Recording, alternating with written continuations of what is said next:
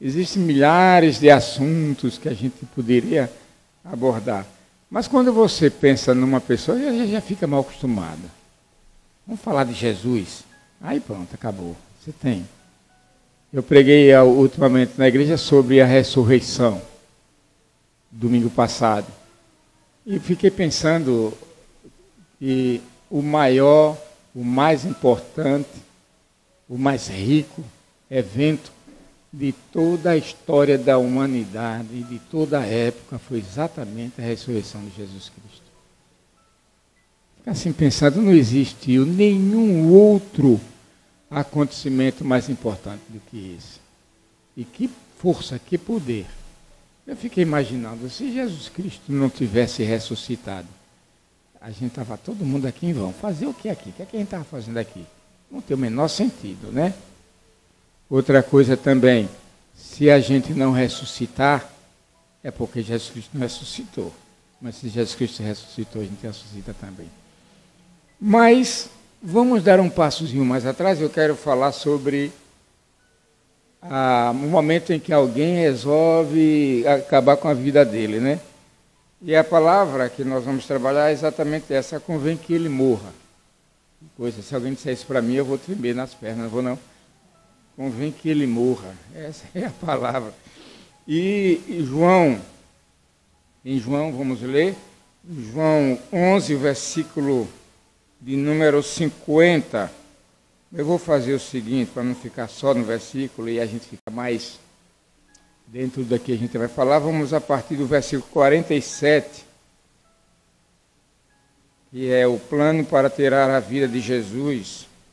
E a gente vai até os 50.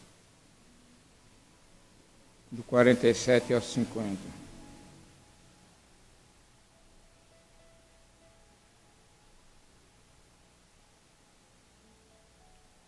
E diz assim: então os principais sacerdotes e os fariseus convocaram o sinédrio e disseram: que estamos fazendo, uma vez que este homem opera muitos sinais? Se o deixarmos assim, todos crerão nele, depois virão os romanos e tomarão não só o nosso lugar, mas a própria nação. Caifás, porém, um dentre eles, sumo sacerdote naquele ano, advertiu-os dizendo: vós nada sabeis, nem considerais que vos convém que morra um só homem pelo povo e que não venha a perecer toda a nação. Muito bem. Então, esse rapazinho, embora sumo sacerdote, mas um verdadeiro ímpio, né? Ele estava preocupado com o seu próprio bem, estava preocupado, era político, estava preocupado com os prejuízos políticos que poderiam acontecer a eles e a toda a sua tropa, a toda a sua turminha ali, com Jesus agindo. Esse cara vai chegar ao ponto que ele vai ser superior a todo mundo aqui. Esse cara faz milagres, esse cara faz tudo. Daqui a pouco a gente vai ficar sem valor, sem importância nenhuma. Muito bem. Então, as palavras que estão neste versículo foram ditas numa reunião, né? Numa reunião de homens dispostos a tudo para manter o domínio político. Homens que formavam a casta sacerdotal daquela região ali de Israel, né, do povo de Israel. Eram os líderes do sinédrio, aquele pessoal que realmente tinha poderes para tudo, poder para matar. Mas interessante que esse pessoal diz assim, foi esse sumo sacerdote, esse tal desse, que diz o seguinte: 70 homens ali reunidos, não são os 70 anciões, que diz assim: convém que ele morra. Mas o que é importante entender é que ele não sabia, é claro, não se lembrava, ele não sabia que essa palavra já era inerente à função de Jesus Cristo, já era inerente à sua missão. E isso a gente começa a ver lá no Jardim do Éden. Deus já estava preparando todo um terreno para que Jesus Cristo, e Jesus sabia, ele sabia, Jesus, que ele ia morrer, mas não para não atrapalhar a política, ou a politicagem, ou a corrupção daquele povo. Não, não. Então, em cumprimento às antigas profecias, lá desde o princípio dos tempos, o Senhor anunciava que isso iria acontecer. Isso iria acontecer. E vai sair da boca de alguém dizendo, convém que ele morra. Ah, tudo bem. Tudo bem, mas ele não era essa a ideia dele. Ele estava falando uma coisa certa, porém no momento errado. Mas ele estava dizendo uma coisa que já vinha sido propagada há muito tempo. Por exemplo, quando Abraão recebeu a promessa de que nele seriam benditas todas as famílias da terra. Estava exatamente ligados, meus queridos irmãos, à promessa de uma descendência. E foi no seu descendente, Jesus, que ela se cumpriu. Convém que ele morra. Gênesis 12, no versículo 3. A Davi, por exemplo, a Davi foi prometido o quê? Foi prometido que nunca faltaria um descendente seu no trono. Isso se cumpriu em Jesus. Se cumpriu em Jesus, que é o renovo de Jessé, né? Renovo de Jessé, a gente vê lá no 25, 7, 15, 16, na 2 Samuel, né? Isaías, por exemplo. Isaías confirmou essa profecia falando do renovo que sairia do tronco de Jessé, o pai de Davi.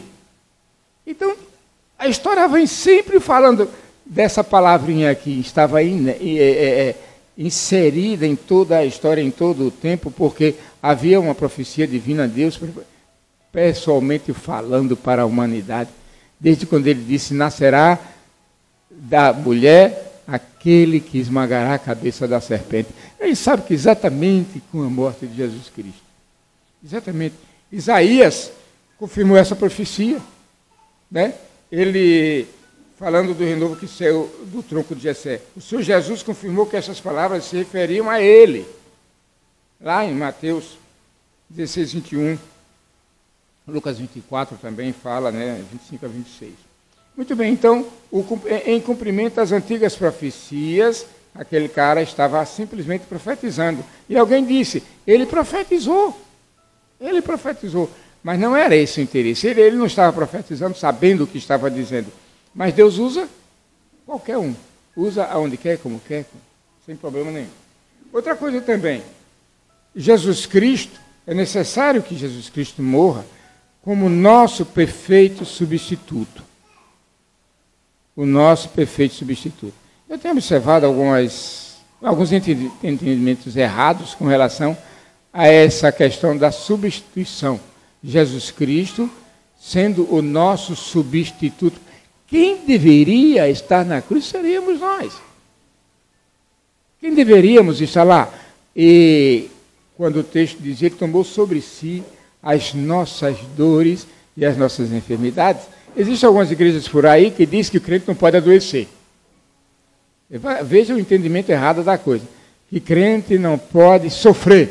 Então você não é filho de Deus. Já disseram isso para mim.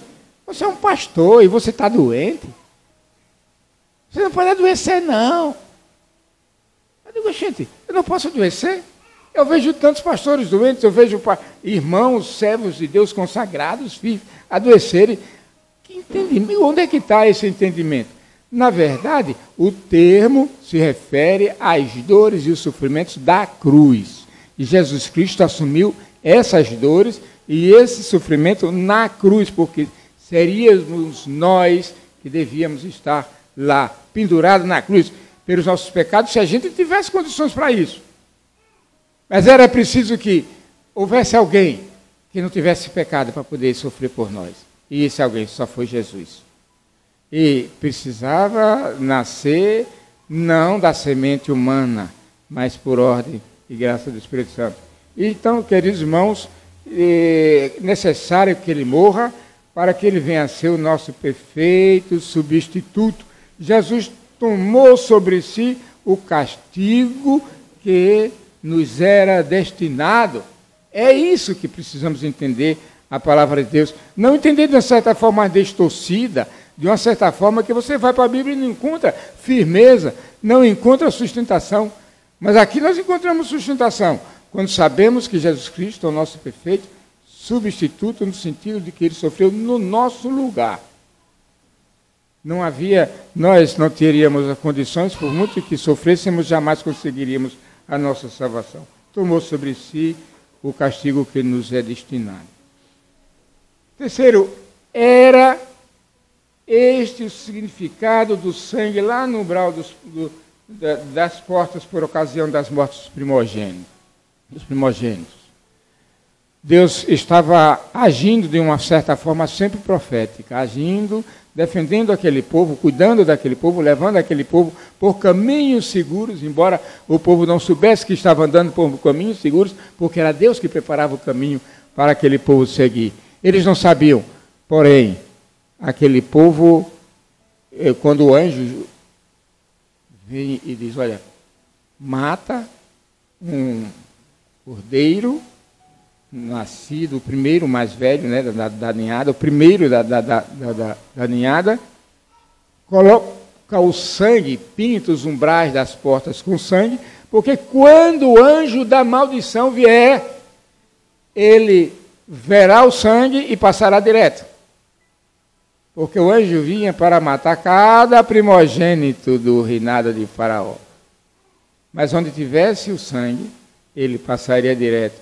O que nós podemos entender? O que Deus estava querendo falar para aquele povo?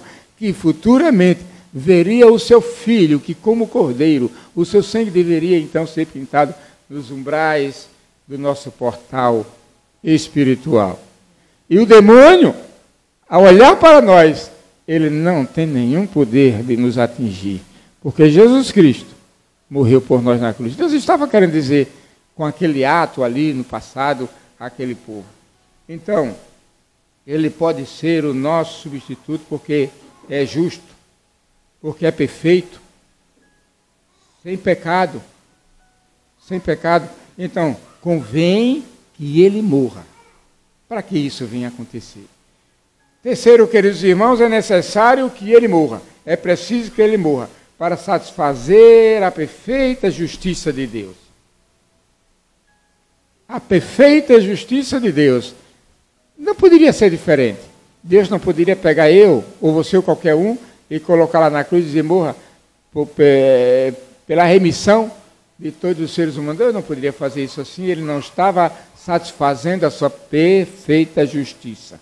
E a perfeita justiça de Deus estava exatamente escolhendo Jesus Cristo para morrer por nós.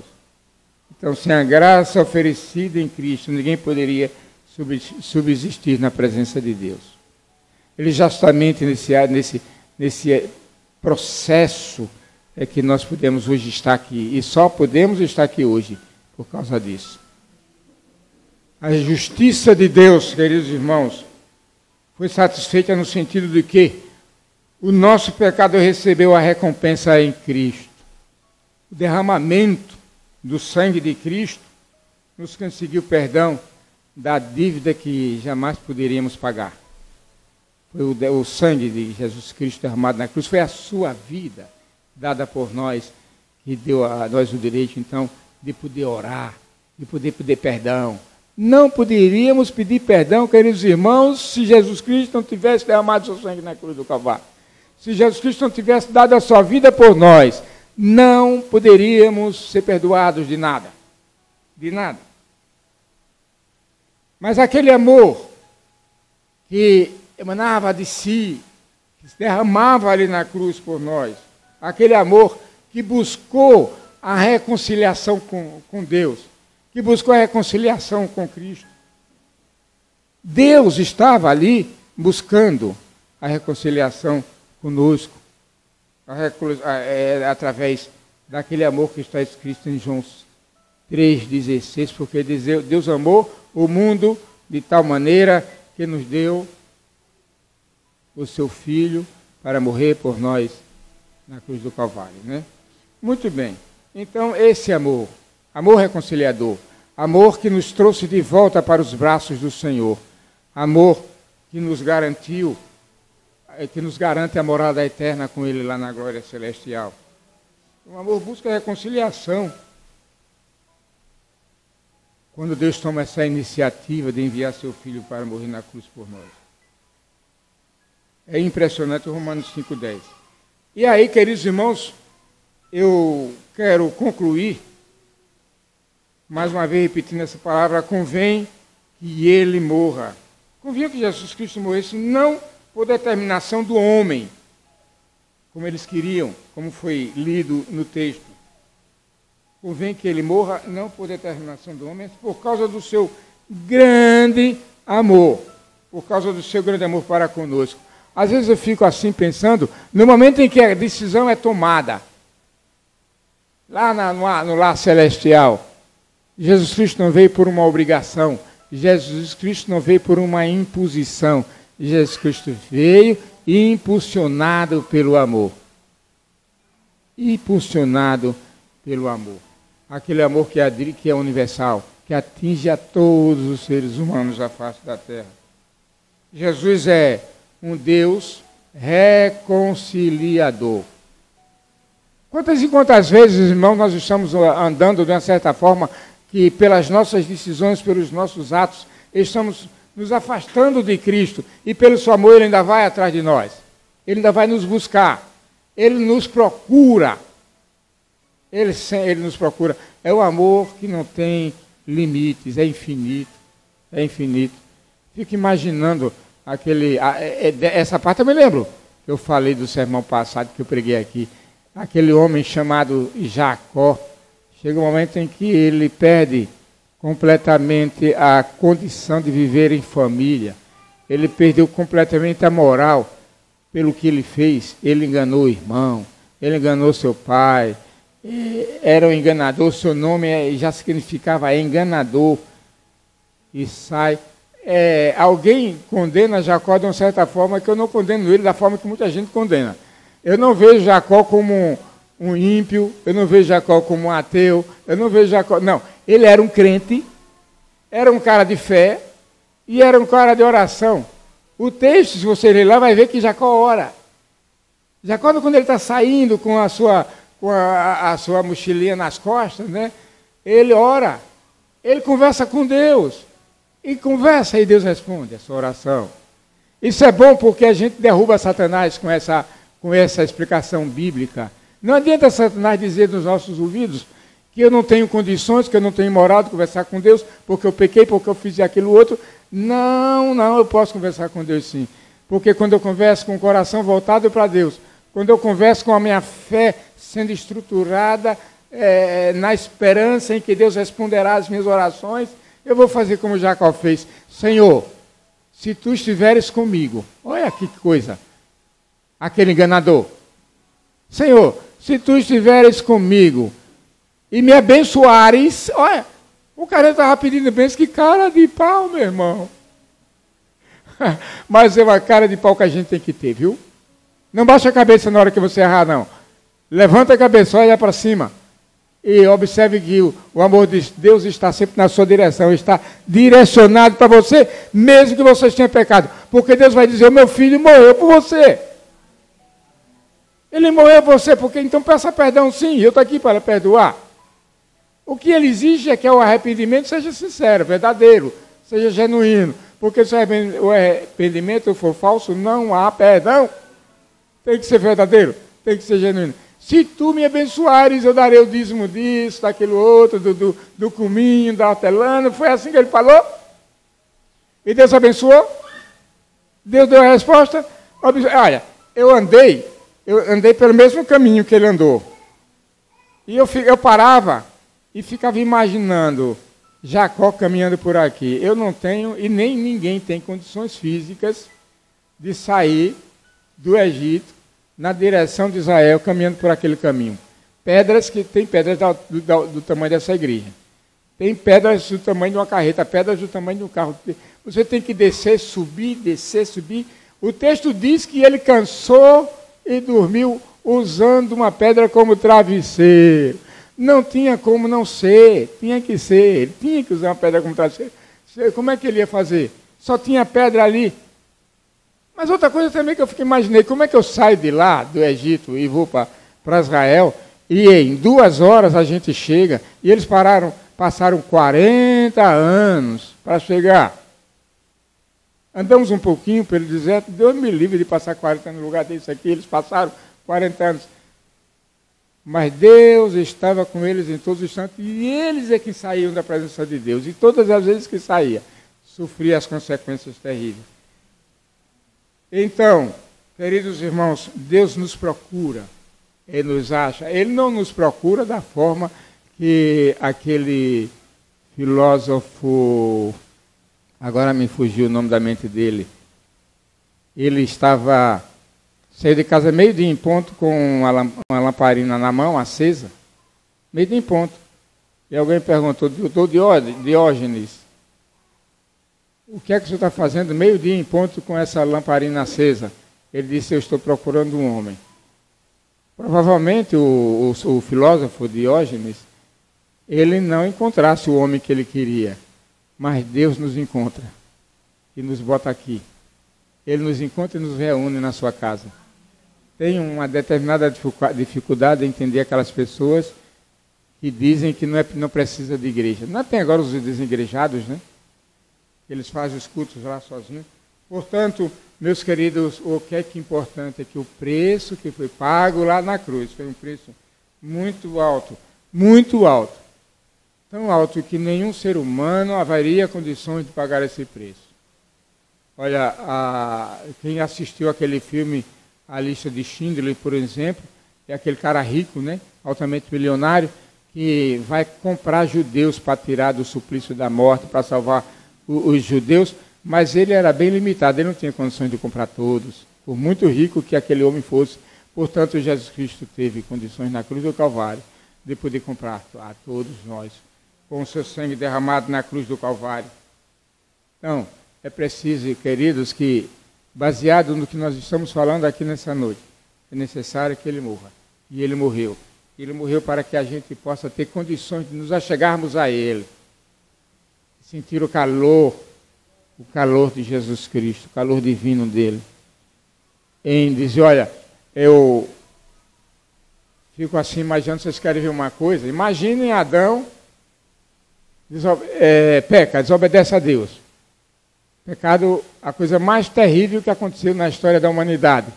Eu preguei na igreja sobre a ressurreição, a coisa mais maravilhosa que aconteceu, mais poderosa, foi a ressurreição de Jesus Cristo. Mas a mais terrível, o acontecimento mais terrível, foi exatamente o pecado de Adão e Eva. Então, em contrapartida, nós estamos alegres e rimos porque aconteceu o mais poderoso acontecimento que nos garantiu a salvação.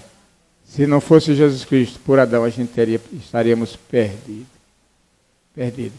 Muito bem, agora o que eu quero dizer é que Deus vai em busca de Adão e vai lembrar ele de que o que ele falou vai ser cumprido, porque o que Deus disser, ele se cumpre. Agora, como é que vai se cumprir? Deus disse, olha, porque você comeu da árvore da ciência do bem e do mal, você vai morrerá. Espiritualmente falando, porque fisicamente não morreu, não. Ele continuou trabalhando, Deus, no texto vai dizer que Deus amaldiçoou a terra, colocou espinhos e abrolhos e tal, e deu dificuldades para que a terra produzisse bons frutos. Vai trabalhar com o suor do teu rosto, tu comerás. Então não é morte física, foi morte espiritual. Mas pensem nisso. Deus abraça Adão. É assim ou não é? E diz, aqui meu filho, eu vou resolver o seu problema, a sua prole. Foi assim ou não foi? Eu vou resolver o seu problema, eu já tenho o projeto pronto. Você vai para 3:15, 15:3, só estou invertendo os termos, mas é Gênesis 15:3, dizendo assim, e nascerá da mulher aquele que esmagará a cabeça do serpente, Satanás jamais será vitorioso e nunca será vitorioso. É como Deus dissesse a Adão, está resolvido, o seu problema vai ser resolvido. Porém, a nação humana, os humanos, o povo que habitarão a terra, terão que estar sofrendo as consequências do seu. A minha filha me perguntou assim, para encerrar: Painho, eu sou cética. Ela ouvia pela primeira vez ela usar essa palavra, cético. Eu vi o pastor Jonatas, o presbítero Jonatas, que escreveu essa grossura, ele livro assim, são 160, 300 e poucas, não, 600 páginas. E aí ele diz, eu, depois disso tudo, depois que eu escrevi esse livro, eu fiquei cético. É cético em que sentido você está cético? Por que Deus, sabendo que ia acontecer com Adão, deixou acontecer? Tem muitas vezes que você vai ver o seu filho fazer as coisas erradas, você vai deixar acontecer. Depois é que você vai castigar. Ou você vai impedir que seu filho faça. Deus amou tão intensamente que o homem, nós não estamos injustamente pagando os pecados de Adão, não. O que acontece, ainda hoje, antes de sair, já saindo, eu disse para ela assim, com uma criança cantando com a avó, no programa de, sei lá de quem lá. E eu disse, também tem razão, uma velha que canta bonito desse jeito aí, como é que o neto não vai cantar bonito também, né? É o DNA. Todos nós temos DNA, a gente nasce parecido com os nossos pais. Olhem para mim, já sabe que meu pai era feio, né? Saí parecido com meu pai. Mas saí também com algumas características em termos de artes e tal e tal. Nós herdamos o DNA de Adão. Todo mundo. Eu pergunto, quando Caim nasceu, quando Abel nasceu, quando os filhos dele nasceram, você notou que Caim que matou o irmão? Adão mandou matar? Deus mandou matar e Deus não sabia que isso ia acontecer? Mas nós herdamos o DNA do pecado de Adão, sim. Portanto, onde está a justiça divina que Deus já estava pronto o projeto salvífico na pessoa de Jesus Cristo. Que Deus maravilhoso! É preciso que a gente lembre de todos esses detalhes para não se transformar em uma pessoa cética. Olha, irmãos, praticamente já encerrei, mas só para lembrar de 3 pontos do meu sermão. Só vou lembrar os 3 pontos para os irmãos. O primeiro ponto o tema foi: é necessário conhecer a Deus. Conhecer a Deus. Pronto. Daí a gente desenvolve esse ponto, né? Segundo ponto, eu não vou pregar a segunda vez. É necessário ter experiência com Deus, tá? Também não vou desenvolver meu sermão aí. E o terceiro ponto, é necessário caminhar com Deus. Já imaginou se você conhece Deus, se você tem experiência com Deus, se você anda com Deus? O que vai acontecer com você? O que é que vai acontecer com Deus? Uma pessoa que vai somar sobre sua vida bênçãos incontáveis. Amém? Que Deus nos abençoe.